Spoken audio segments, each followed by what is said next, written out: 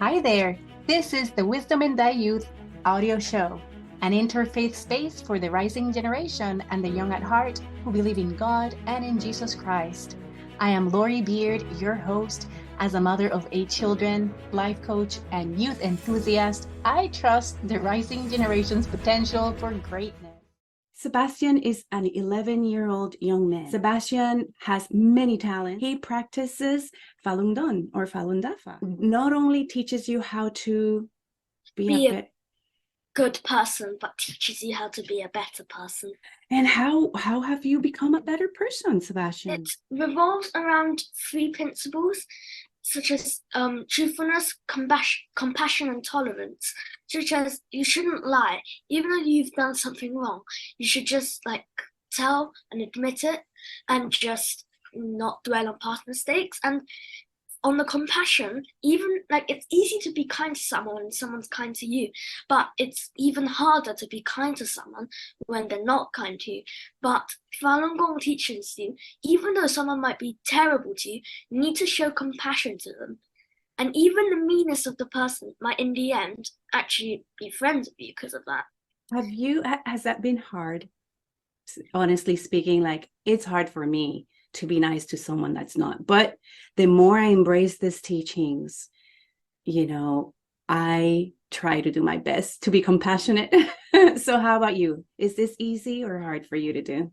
It is quite hard, especially when you really need to, but I always try. You always try, right? Making an effort is what counts. And then as we get better and better on it, it's just part of the practice you're doing. And then what is the third one? The third principle. Okay. If someone just really mean to starts punching you and all, you shouldn't just punch them back or say mean things to them back. You should accept it, because even though they're lying or they are saying something, you should find, so if what they're saying is true, you should use that to make yourself a better person. But what if they're saying is false? You should always remind yourself not to be like that, so you don't do that to other people. And if you do, you know how it feels. Right? Absolutely. I love that. And that's part of wisdom. Being intelligent is one thing, and it's learning through your own experiences. I heard once that being wise is learning from other people's experiences to then know better and do better. The example I usually say is if I know drugs are not good, toxic drugs, street drugs are not good because I've seen somebody else's being damage and effects. Why am I going to try them? And I love that example you gave. If somebody is beating you up, tolerance is going to help you not respond or react in a way that's volatile, in a way that is, you're going to do the same, because there's also a saying that goes, do unto others, right? If you don't like this person punching you, why are you going to punch back? But then, wow, what a beautiful principle. So, Sebastian, thanks for sharing that. And thanks for sharing also that part of that practice is very important in your life. So, how has this faith influenced your talent? I know you're a very talented young man. Do you want to tell the audience what is it that you do that you enjoy doing so much on stage, and that helps you express your talent? What is it that you do? So as for my talent, I play the piano, and as the faith, it serves as a guiding role. Sometimes I just really want to give up, but the tolerance of the 3 principle tells me I shouldn't. And you have a talent for a purpose, and it's not always just for yourself. It's to share with the world. When is it that you want to give up? When a piece of music is hard? I mean, when is it, and how and why do you want to give up sometimes? Which is very human, right? Normal. Sometimes everyone around me gives me a lot of pressure. Like last year, I was focusing on the piece, but I just couldn't do it because it was really hard. And then my teacher and even my mom was expecting me to kind of just, finish it, and I just couldn't do it. I just really felt like giving up. But I just think I got so far. What's the point of giving up? So, and I got past it in the end. Wow, yes. And then probably I just like how you shared. You shared like it's for a purpose and it's only not only for yourself, it's for what you're going to be able to impact, how you're going to impact the world, right? Or others. Tell me more about that. So how playing the piano or passing that piece helped you realize that there's more than just yourself. Well, I heard from this person what type of music you hear is how you look at the world. So I just decided if I play music, it might actually change lots of people's views. And instead of just the world being a dull place, music is one of the things that make the world a bit of a happier place. And the world needs musicians, even though most people can't see that. Wow. Yes. And Sebastian, how about the importance of uplifting music? Musicians that play the pieces of the masters, right? The pieces that are going to take your mind and your brain to a higher ground, higher level. Because there's a lot of musicians out there that are singing and playing these things that I don't know if it does good for the brain. Would you agree? Yeah. With sound beats that are, I think it's been scientifically proven that is detrimental for the brain waves, brain cells, etc. There's scientific studies that have been made in labs, and they take plants and they play classical music, and the plants thrive and grow lusciously. And then when they play other kind of music that I'm not going to mention, you guys research this scientific investigation. So anyways, or research, plants that would be playing like hard rock or metal music. I said I was not going to mention the music genre, and I just did metal music and things like that. And the plants wilted. So can you believe that, Sebastian? Have you heard of a study like that? Yeah, quite a lot actually. Yeah, so Like, it's so, yeah, go ahead. like I've heard of there was once an experiment. There were two children. One was brought up listening to like only classical music and is related to that. One only listened up to like rock and that kind of music. And the one who listened to rock, when he grew up, he became really violent and he hardly had any friends. But the one who listened to classical music made a like he became not only was he like smarter, but he was more kind and more understanding. So what I hear you saying is like this experiment helped form two beings. One a way that was kind of like a reflection of the music, and then the other one a reflection of the music too in a positive way, and so for society and in a spiritual way, because if this person ended up being kinder, that has a lot to say. And I love it. So I'm glad you realize that your talent that you're developing involves or encompasses more than just yourself, Sebastian. And that is beautiful. That is an amazing way to live life. Just thinking about giving others your talents, and develop as you develop those talents, and you're giving them away, with your performances, you're gonna make people happy, and people understand that, wow, that 11-year-old boy did it, perhaps I can too. And see, it's going to create an impact that is amazing. And I know you're already creating an impact. So, Sebastian, what role does spirituality and this practice of Falun Gong, does it play in nurturing and guiding you in your life and your abilities? It, it serves as a guiding rod, telling me how I can do this better instead of just cutting off mid road. And like, there's a Chinese expression which goes like, you've what like in China they used to make clothes out of silk, but if you just cut one thread, all of it would be in vain, which is the same as if you're going on the journey but you stop halfway, then it's just all in vain. So it's the same with music. Like I got up to like halfway. And if I just wanted to give up, then it would be as if it was for nothing. How do you balance life? How do you balance your pursuits with music, for example, with your other activities?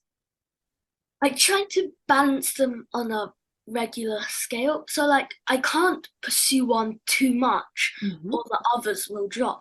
But I can't pursue the others too much. I try to keep it like the same, but I don't want to pursue too much of any. And And how do you do that? I call it because the busyness I have some days like juggling to keep everything afloat. How about you? How do you maintain that balance? I try to keep myself so like if I really want to do something, but there's something more important I have to do, I do the more important thing I have to do because it's more important. Other thing. So, for example, like I really wanted to just get this Lego set, but like I have to work on my music, then I should care less for about the things that aren't that important for the more important things that will actually help people in life. Yeah. So, but for that Lego, like, do you get it? Like, do you work on it on some time off on the weekends, just for you to kind of reset and rest a little bit? Like, do you get to do the Legos? Yeah, definitely. And when is that? Is it weekends? Is it sometime during the day that you take a little break? What can you tell others to that want to also implement some balance in their lives and some fun activities other than their pursuits, the things that they're really pursuing and discipline they're pursuing? Some people is gymnastics, some people is singing instead of an instrument is singing, or academics. Some people just cannot do anything else and focus really in their academics. So how can you tell all these young people to balance life so that pressure won't consume them? So this is my opinion. Mm-hmm. You should always put the things that are most important first of all, but you can't just leave no time for your own self. Otherwise, you're just going to be a machine doing things. You have to have some time off. Like normally, I do like a bit of practice first, or some this or that, like academic things maybe, before I take some time off. Like maybe I do some drawing because I'm not very good at drawing. I just do it anyway. Or I go down to the basement and play. Just you need to balance it out. You can't just play. You can't just play. Otherwise, you're just going to be a useless person in the society who doesn't do much. And like you said, like a machine, you're like, okay, you need to balance it out so you can feel like you're having some space, and self-care is important. I like that. I like that a lot. Thanks for sharing that. It is so important, and I'm glad you're aware of it and you do it. So what advice would you give the other young individuals that want to develop talents and skills and abilities to stay true to their faith? I see how you also balance your spiritual practice with your talent. So what would you say for them to maintain all of that also as an important piece in their lives, their spirituality? Talent and spiritual people will give you pressure, but Mm. don't always just listen to other people. Like you have to use your brain sometimes to think for yourself. Because otherwise in life, you're just going to be listening to other people. And if you don't know who you're listening to, you're gonna end up in the wrong road. And times can be really hard sometimes, but if you don't give up and you just listen to what's in here, then Mm. you, you can achieve the best that you can be. Wow, Sebastian, that's amazing advice. So, in other words, I heard you say, listen to yourself and what you really want to pursue. And then you also mentioned with your previous answer two people that are important in your life with what you're doing with piano playing, which was your teacher and your mom. They were encouraging you, and that's when you decided, I've gotten so far. Why am I going to give up now? So you know your teacher wants the best for you and from you. And your mom also cares about you and your pursuit of these things. And so it's so important. And I say wisdom comes from great books and sacred scriptures, comes from also our connection with our divine, right? God, and what you believe in, your higher power, and then also yourself. It is so important to look inside of you, and that is so good that you said you listen to what's inside your heart. And I want to ask you, what is your heart telling you right now, like about where you want to go in life? Like life, it's basically like a road. There are lots of like little like U-turns and maybe there are some places that are blocked so you can't enter, but there's always one main road. You could just go straight down, and in the end it will just get to where you want to if you try. Absolutely. And life also has U-turns and detours and things like that, but as long as you get onto that main road. Thank you, Sebastian. What is your, a couple more questions before we finish. What is your favorite piece to play? Normally I like pieces by, like, maybe you haven't heard of this composer, but he's called Mussorgsky. Okay. And this Russian composer. Like, I really like pieces for some reason. I like kind of sad pieces. I don't really like super jumpy up pieces. Do you know why? Do you know why you like those? No. Like, do they instill some peace or Sometimes some pieces, they really resonate with the human soul. Like if you listen to pop and rock, they're just a bunch of metal jangling together.